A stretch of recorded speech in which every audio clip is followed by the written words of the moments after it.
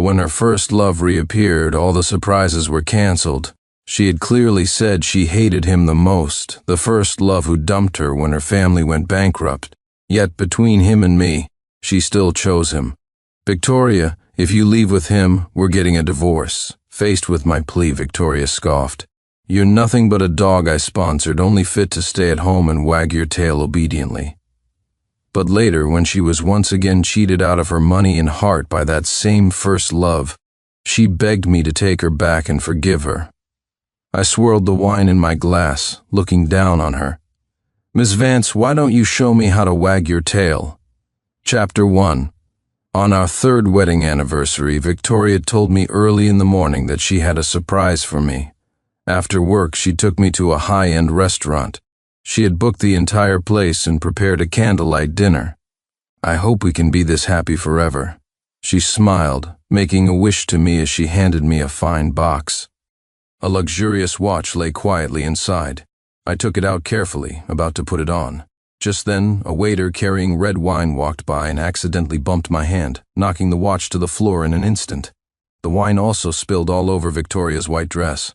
Victoria had always been good-tempered, but when she heard the waiter's apology, her expression turned to panic. Before I could say a word, Victoria started yelling at him. "You're so clumsy, can you afford to pay for this dress and the watch? Look at you, you look pathetic. You can't even do a simple job properly. What are you good for? You might as well just quit, get out of my sight. I don't want to see you again." The male waiter kept his head down without a word, his face flushed crimson. His white shirt was also stained with wine, which seemed to match Victoria's white dress. I tried to calm Victoria down, saying it wasn't his fault, that it was an accident. But Victoria insisted the waiter wasn't being careful, and demanded the manager fire him. Hearing this, the waiter looked up at Victoria in shock, biting his lips so hard it turned white. Then, as if venting his anger, he slammed the wine tray onto the table and walked away. But I froze. His determined silhouette looked exactly like the man I had seen 3 days ago at Victoria's class reunion. 3 days earlier, Victoria had said she was going to a class reunion. She was in a good mood then, even giving me a kiss before she left and telling me not to forget to pick her up. But the next call I got was from one of her worried classmates. "I'm so sorry, Sincere. It's our fault. Vicky drank so much she was hospitalized with stomach bleeding. You should come quickly." When I rushed to the hospital, I saw a man in a white shirt holding Victoria's hand by the bedside, whispering something to her. When she saw me, Victoria gave the man a look and he left without a word, quite smoothly. I asked her what happened, why she had drunk so much. Victoria gently tucked a strand of hair behind her ear and smiled at me. "I was just so happy to see my classmates that I drank a little too much." Later, it was one of her classmates who told me the whole story. The man I saw at the hospital that day was named Ethan Rhodes. He and Victoria were indeed close. He was her first love from college. They had been together for 4 years before Ethan went abroad, which led to their breakup. For the next 4 years, there was no word from him. On the day of the reunion, Ethan had shown up, looking like he'd traveled a long way, and went straight for Victoria. He said something to her, and after she slapped him, she started drinking non-stop. Ethan just stayed by her side in silence. For every drink Victoria had, Ethan had one too. The other classmates were stunned by the scene and didn't dare to say a word. Finally, someone couldn't watch anymore and tried to stop her, but as soon as Victoria put down her glass, she coughed up blood. It was Ethan who carried her all the way to the hospital. Our romantic candlelight dinner ended abruptly. In the car, I noticed Victoria's mood had been low ever since the incident, which confirmed my suspicions. I spoke softly. "That man just now. Was that Ethan?" After a long pause, I heard her reply. "Yes." Victoria paused again, then added, "Sincere, I hate him." But I was still uneasy. Thinking about her strong reaction earlier, I decided to ask, "Do you still love Ethan?" As I said the words, my heart felt like it was being torn apart by an invisible hand. Chapter 2. Victoria shook her head. "Sincere, don't be silly. That's all in the past. You're the only one in my heart now. Back then, Ethan saw my family was going bankrupt and broke up with me without a second thought, leaving me all alone. For a scoundrel like that, I'll curse him every time I see him. Making him lose his job is letting him off easy." As she spoke, tears welled up in her eyes. I knew that Victoria's family company had faced a crisis back then. I was the one who stood by her step by step, pulling the company back from the brink of collapse and building it into what it is today. Only the two of us understood the hardships we went through. My heart ached for her. I reached out with one hand and gently stroked her head. "Watch out," Victoria screamed. A slender figure was blocking the entrance to our villa. I slammed on the brakes, the screeching sound filling the air. Almost simultaneously, Victoria bolted from the car. From inside the car, I watched her run to Ethan and give him a hard shove. Ethan stumbled and was about to fall. Victoria was cursing at him, but she couldn't stop herself from reaching out to steady him. The moment she reached for him, Ethan pulled her into his arms. They held each other tightly. Under the streetlight, the red wine stain on Victoria's white dress looked like a blooming rose. I got out of the car and called her name. As if waking from a dream, Victoria pushed Ethan away and, without a word, pulled me back to the house. Before we went inside, I glanced back. Ethan was still standing there, showing no intention of leaving. Once we were home, Victoria said she was tired and told me to take a shower first, but when I came out, I couldn't find her in the bedroom. She was standing motionless on the balcony, her eyes fixed on Ethan outside. I frowned. When I walked up beside her, she didn't even notice. "Why don't we invite him in for a drink?" My voice startled her, and she flinched. She shook her head repeatedly. "Sincere, I'm just watching a fool. Look at him, isn't he pathetic?" Victoria smiled, but it was uglier than tears. Without another glance, she turned and went back into the room. Before going to bed, I also looked out the window. Ethan was still standing there. That night, a light rain began to fall. Victoria and I lay back to back, unable to sleep for a long time. As the rain grew heavier, so did the turmoil in my heart. The space beside me shifted. Victoria had sat up.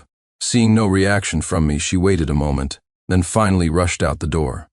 Victoria returned, holding an umbrella over a drenched Ethan. I had been waiting on the sofa for a long time. They saw me the moment they walked in. Ethan saw me and immediately turned to leave, but Victoria gripped his arm tightly. "Sincere, suppressing the emotions churning inside me, I spoke in a low voice. "Aren't you going to tell him to get lost?" Victoria's hand suddenly dropped, and Ethan turned and disappeared into the rain. "Sincere, I'm sorry. Just give me some time. I'll handle this to your satisfaction." Victoria picked up the umbrella from the floor and chased after him without a backward glance. I rubbed my throbbing temples, but my mind was crystal clear. Memories of our past flashed before my eyes. I had always believed that after 3 years together, Victoria and I were deeply in love. Now it seemed it was all just my one-sided wishful thinking. I waited a whole day but heard nothing from Victoria. Just before the end of the workday, my secretary, Rebecca Jones, rushed in, crying. "Mr. Clark, Ms. Vance brought a man in and said he's replacing me. I can't lose this job. My mom is in the emergency room, and I need my salary to save her. I already had a bad feeling." I went out to see what was happening. Sure enough, it was Victoria, personally handling Ethan's onboarding. She was smiling as she handed a document to him. Suddenly, I grabbed her hand. The panic in Victoria's eyes lasted only a second before it was replaced by a smile. She casually waved over another person to handle the onboarding and pulled me into her office. "You didn't come home at all last night. Where were you?" Victoria's expression was calm as she gently smoothed out my clenched fist. "Sincere, it's all resolved. I've made things clear with Ethan. He won't bother me anymore. From now on, we're just old classmates." Chapter 3. But I just looked at her with suspicion. I turned her by the shoulders to face me directly. "Then why didn't you come home last night? And what's going on now?" I noticed a slight frown on Victoria's face as she pulled away from my grasp. "Ethan was out in the rain last night and came down with a high fever. Since we're old classmates, I couldn't just leave him. I was just at the hospital with him, making sure he was okay. Nothing else happened. As for today, this is my surprise for you. You've been struggling to find investors for the cardiopulmonary technology you're developing, right? Well, Ethan knows a lot of influential people overseas and has great connections. I'm having him start as a secretary to get familiar with our workflow, which will make it easier for him to pitch to investors." Victoria answered all my questions, her reasoning so plausible it was hard not to be convinced. All in all, it was a somewhat satisfactory resolution. But Rebecca, Victoria gave me a playful push. "You and your soft spot for a pretty face. Don't worry, I'll transfer her to another department." That evening, Victoria threw a welcome party for Ethan. At first, I didn't think it was necessary. But Victoria argued that it was only right to welcome an old classmate to the company and that Ethan should be treated fairly. Besides, things had been tense between Ethan and me yesterday, and this was a good chance to bury the hatchet. By the time I arrived, everyone was already drinking and celebrating. Victoria was standing very close to Ethan. He must have said something funny, because she was laughing uncontrollably. Just then my phone rang. It was Rebecca. "Mr. Clark, could you come back to the office? There's a problem with the cardiopulmonary technology project." I told a colleague at the door I had to leave and rushed back to the company. My mother died of pulmonary heart disease, a pain I've carried with me ever since. After she passed away, my father remarried and brought home a stepsister 2 years younger than me. Overwhelmed with grief and anger, I cut ties with my family and started my own business, focusing my research on cardiopulmonary technology. It was then that I met Victoria. Her family business had just gone bankrupt and was on the brink of collapse.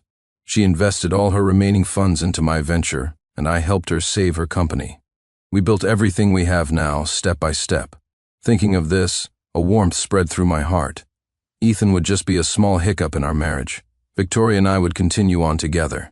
When I finished up at the office and hurried back to the restaurant, Victoria was gone. Everyone was happy and drunk, and no one could remember when she had left. I asked the manager for the security footage. As I watched it, second by second, my heart sank. Right after I left the first time, Victoria had laughed so hard at one of Ethan's jokes that she fell into his arms. Then, while everyone was raising their glasses, they were kissing shamelessly in a corner. They kissed all the way out of the private room, got into a taxi, and sped away. With trembling hands, I took out my phone. It took several tries to dial the number correctly. I practically gritted my teeth as I forced out a single word to the private investigator: "Find them." The private investigator was fast. It wasn't long before he sent me the hotel name and room number. I rushed to the hotel, found the room, took a deep breath, and knocked on the door. The sounds from inside stopped, followed by a soft curse. Ethan, with only a towel wrapped around his waist, opened the door. When he saw it was me, he quickly tried to shut it. I blocked the door and threw a punch. Ethan fell to the ground. Victoria screamed. Seeing it was me, she quickly threw on some clothes and tried to intervene. I was on top of Ethan, mechanically hitting him again and again. Victoria cried and begged me to stop, getting pushed to the floor and crawling back each time. To protect Ethan, she called the police. As the police were taking me away, I asked her, my last hope fading, "So you do still love him? You were willing to lie to me, to bring him into the company just so you could see him every day, right?" Victoria held on to Ethan and said to me coldly, "Sincere Clark, he's not someone you can touch. Don't push your luck. You're nothing but a dog I sponsored, only fit to stay at home and wag your tail obediently." Chapter 4. It was a scandal after all, and Victoria didn't want to make it a huge public mess. In the end, I was only detained for 3 days before being released. When I was released, Victoria was there to pick me up. Seeing my disheveled state, her eyes immediately reddened. "Sincere, did we really have to end up like this? Let me guess. Are you afraid that divorcing me will mean splitting the company's assets, or is it because you and that waste, Ethan, can't handle the company on your own?"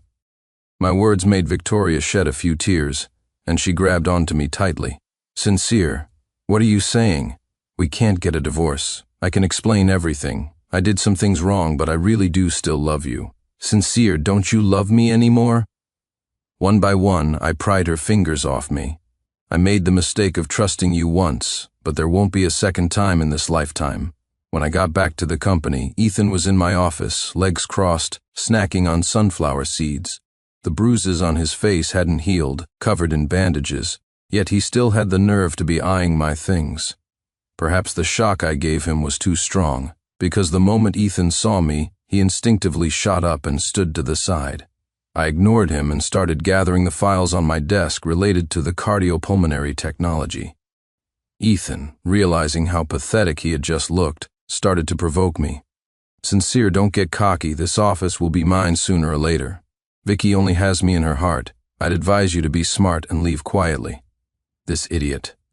Did he really think that the Vance Corporation, which was on the verge of collapse before he left the country, could be saved by Victoria alone?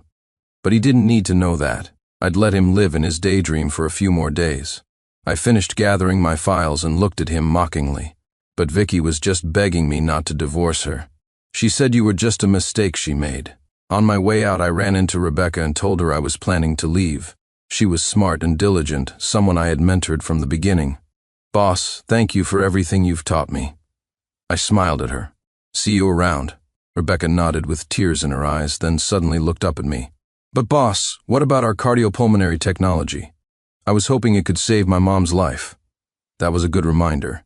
The research was at a critical stage and couldn't be stopped because of Victoria, but there was no way I could stay at Vance Corporation. I gritted my teeth, having already made a decision. I then asked Rebecca, "I have a new opportunity. Would you consider coming with me?" Back home, I had to mentally prepare myself for a long time before finally making the call. On the other end, Claire Clark picked up. There was a long pause before she stammered, Are you Sincere Clark? Brother?" "Yes." Another long pause from Claire, and when she spoke again, her voice was thick with tears. "Brother, I'm really not his illegitimate daughter. We're not related by blood. Please don't be angry with Dad anymore. Come home. I can't lead the company at all." The Clark Corporation was involved in various industries, deeply rooted and complex. It was indeed too much to ask Claire to lead such a massive company. I had actually found out a year ago that Claire wasn't an illegitimate child, but at the time my entire focus was on Victoria. It didn't matter now. The fact that my father had remarried so quickly after my mother's death was still a thorn in my side. But now I had to pull out that thorn. In the end, the Clark Corporation was all I could rely on. "Claire, I'll come back to help you, but first, I need you to do a favor for your brother. I need the corporation to set up a branch in City A for medical research." Chapter 5. By the time I finished discussing things with Claire, it was already dark. I had planned to just pack a few of my things and leave. But just as I opened my suitcase, Victoria came back. She threw herself on my suitcase like a madwoman, stopping me from packing. "Sincere, you're joking, right? You can't really leave me, what else? If I don't leave, how will I make room for your precious Ethan?" Victoria thought for a long time before speaking, her voice hoarse. "Sincere, are you disappointed in me?" I didn't know how to answer. Her audacity was beyond anything I could comprehend. "Sincere, I've really thought things through these past few days. My feelings for Ethan are just a habit. I just couldn't let him go right away. Sincere, please don't leave me, okay? I want to be with you forever, can't I? I've really changed. Let's live a good life together, just like before, so happy. Wouldn't that be wonderful?" Her words were just laughable to me. I quietly recorded what she said and sent it to Ethan. A moment later, Ethan's call came through. Victoria frantically gathered her things, ready to rush out. I sat on the sofa, watching her with amusement. "Victoria, if you walk out that door, you won't see me when you get back." She hesitated, then actually gritted her teeth and sat back down beside me. "See, Sincere? I've really changed." Victoria stopped going to work, staying at home all day, afraid that if she looked away for a second, I'd be gone when she got back. I decided to play along, handling the branch company's affairs remotely from home while also contacting a lawyer to draft the divorce agreement. This situation didn't last for more than a few days. When the news came that Ethan had taken sleeping pills, Victoria finally made up her mind and left. I moved out of that house. Rebecca helped me find a rental near her place. I had originally planned to stay at the hotel Claire arranged for me, but Rebecca thought I had nowhere to go and was so busy helping me that I didn't have the heart to refuse. It was also convenient for contacting Rebecca about company matters. I packed my things overnight. After the long standoff with Victoria and the move, my head felt a bit foggy. While scrolling through my phone after packing, I saw a new post from Victoria on her social media. The picture was of her holding a hand with an IV drip in it. It seemed Ethan had been successfully revived. She had added a caption, "After everything, it's always been you." She even added a heart emoji at the end. The words were so sincere I almost forgot that just a day ago, she was professing her undying love for me, saying she couldn't be apart from me. Just then, I heard Rebecca's voice from outside the door. "Boss, are you asleep?" "I made some pear soup for you to try." I quickly got up to open the door for her, but my vision went black and I collapsed on the floor. When I woke up again, everything was white. I was in the hospital. I wiggled my fingers and Rebecca, who was dozing beside me, stirred and opened her eyes. She still looked groggy from sleep, but her face quickly broke into a smile. "Boss, you scared me to death. You were out for a whole day and night. Now that you're awake, we need to get you properly checked out. I chuckled. It's nothing, just been too tired lately. But Rebecca was firm, saying that she hadn't paid enough attention to her own mother's health, which is why they missed the best time for treatment. And so, I was dragged through a series of tests, blood work, x-rays, heart rate, blood pressure, everything. Rebecca went to get my results. Feeling stuffy in the room, I took my IV stand and went outside for some fresh air. Sincere? I turned around. It was Victoria and Ethan. Victoria was helping Ethan take a walk. When she saw me in a hospital gown with an IV, she immediately let go of him and ran to my side. Sincere, what happened to you? Why are you like this? In the distance, Ethan's face darkened instantly. I smirked, not answering her, and looked provocatively at Ethan. He would help me get rid of this annoying fly, Victoria. He didn't disappoint. He let out a groan and collapsed straight onto the ground. Victoria rushed over to him, shouting for help to get him back to his room. Chapter 6. Rebecca came back with the test results. All my vitals were fine, it was just low blood sugar. Victoria somehow found my hospital room. She was stunned to see Rebecca at first, then quickly lowered her gaze. She hesitated at the door for a long time before coming in, holding a piece of paper. As if having made a huge decision, she finally handed the paper to me. I'm sorry, Sincere. Let's get a divorce. It seemed my provocation had worked on Ethan, and he had finally lost his patience. The divorce agreement she handed me was practically a tyrant's contract. Of the 40% of the company that was rightfully mine, she had only allocated 5% to me, not to mention the house, cars, cash, and everything else. I looked at Victoria with disappointment. Victoria, I thought there was at least a shred of genuine feeling between us, but this agreement is a huge letdown. Have you forgotten that I have proof of your affair? I can sue for divorce directly. If it comes to that, you won't even get to keep half of the assets. Victoria seemed to have expected me to say this. Her expression didn't change, except for a barely perceptible hint of guilt. Just then, Ethan arrived, looking smug and arrogant, nothing like a patient who had just swallowed a bottle of sleeping pills. Ethan gently put his arm around Victoria, intertwining their fingers as if making a declaration to me, but nobody cared. Since Vicky is too soft-hearted, I guess I'll have to be the bad guy. Sincere, don't forget, the copyright for that cardiopulmonary technology you're so obsessed with is still owned by Vance Corporation. As long as you obediently sign this divorce agreement, I promise not to give you any trouble over the copyright. I clenched my fists. They dared to threaten me with this. I had given my all to bring Vance Corporation back from the dead. As a partner and a top executive, I was entitled to half the shares. But the company was unstable back then. To give Victoria more authority and control, I voluntarily gave up the shares that should have been mine.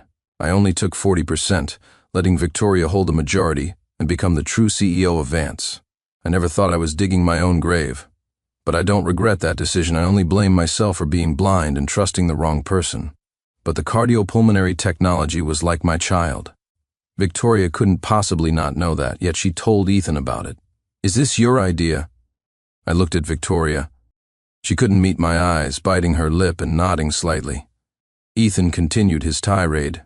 Sincere, I'm sure you don't want to see your life's work go to waste. And with your abilities, Mr. Clark, I'm sure it won't be a problem for you to earn back this money in no time. Why don't you just sign the agreement? Just consider it an early wedding gift from me and Vicky. His smug, triumphant face made me want to punch him. That's enough. Rebecca stepped in to stop him. The usually quiet and timid girl stood up, shielding me. She spoke coldly to Victoria. Ms. Vance, you don't know, do you? Mr. Clark is in the hospital for a lung condition. This technology could save his life. Are you really going to use it as a bargaining chip against him?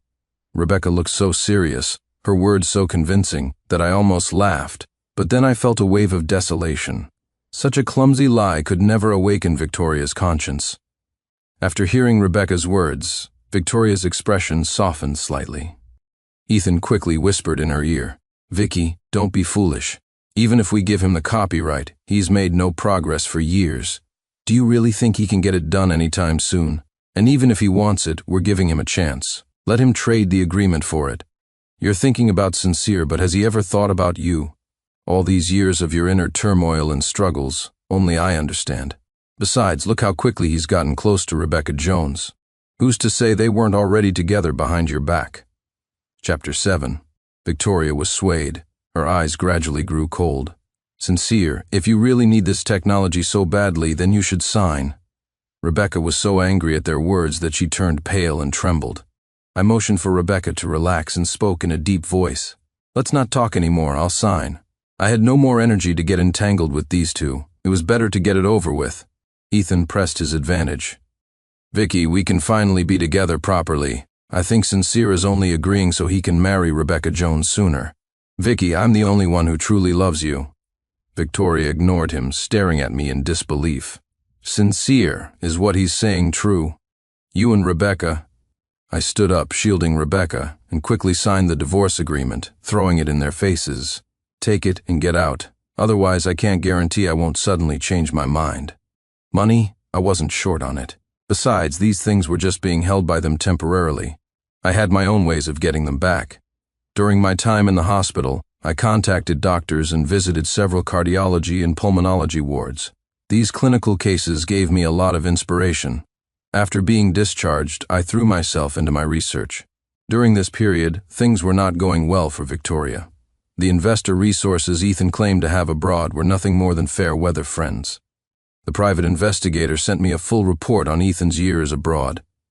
It turned out there was another reason he had abandoned Victoria so decisively back then. While he was with Victoria, he had already been involved with a Miss Davis. He had traded core data from Victoria's company to establish a partnership with the Davis family, making a fortune. He fled the country for 4 years to avoid getting caught. This was the root cause of why Vance Corporation almost went bankrupt in the first place. Abroad, Ethan was a good-for-nothing, dating countless women and living a debauched life. He almost failed to get his degree, only managing to graduate after paying a large sum of money. He quickly spent all his money and, after hearing that Vance Corporation was growing stronger, decided to return to the country. Unfortunately for Ethan, he miscalculated. Vance Corporation wouldn't always be so lucky. Without me, it was in decline. Now, in the hands of this good-for-nothing parasite, it was nothing more than a soulless shell. Not to mention, I had been giving it a few pushes from the shadows. Seeing the situation, Gregory and Eleanor Vance couldn't help but want to step in. They had always looked down on me, believing I had no connections or background, and that my minor successes were all thanks to their funding. It was only later that I found out that Victoria's parents had played a part in getting her and Ethan together. They always thought Ethan, the overseas returnee, was exceptionally brilliant. They believed his nonsense and belittled me at every turn. But Gregory and Eleanor were ultimately out of touch and had no idea how to run the company. Then again, if they had any real ability, they wouldn't have let Vance Corporation fall into near bankruptcy in the first place. There was also an unexpected bonus.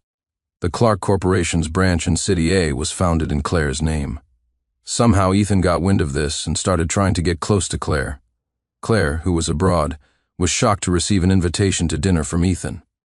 I didn't send the information I had to Victoria, but her marriage was already on the rocks. After I left, her series of bad decisions had turned the company into an empty shell. Ethan blamed everything on Victoria and even started physically abusing her. Chapter 8. When I got home, I saw a figure outside my door. Victoria was as thin as a skeleton, with bruises on her face. Seeing me return with Rebecca, her lips trembled uncontrollably. Sincere, are you two together? I ignored her and started to open the door to go home with Rebecca, but Victoria clung desperately to the doorframe. Sincere, are you happy now, seeing me like this? A smile twisted her lips, as out of place as her baseless accusation. But don't you worry, I'm not that easy to break. Ethan is the man I've wanted to marry since I was 18. He's just lost his way for a bit, but I believe he'll come to his senses. My marriage, my job, everything will get back on track. Without you, it won't affect me at all. Sincere, remember what I said? You're nothing but a dog I sponsored. I'm the one who threw you away. I asked Victoria to wait at the door for a moment, then went inside and rummaged around until I found the number for a mental hospital. Victoria thought I was giving her my contact information. She took it, tore it to shreds, and scattered it on the ground. As she was leaving, she said, "And that ridiculous research project of yours, without Vance Corp, who would ever back it?" I told her the truth. "The Clark Corporation has opened a branch here. You should start preparing for bankruptcy." Victoria laughed as if she'd heard a joke. "The Clark Corporation would bother with you?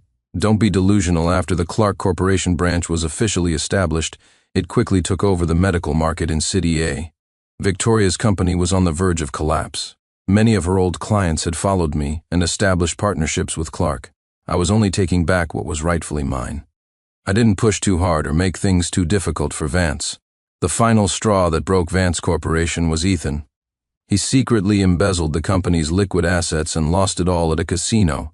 The matter was exposed by the finance department. Because they still owed clients final payments, Victoria could no longer cover for him, and Ethan ended up in jail.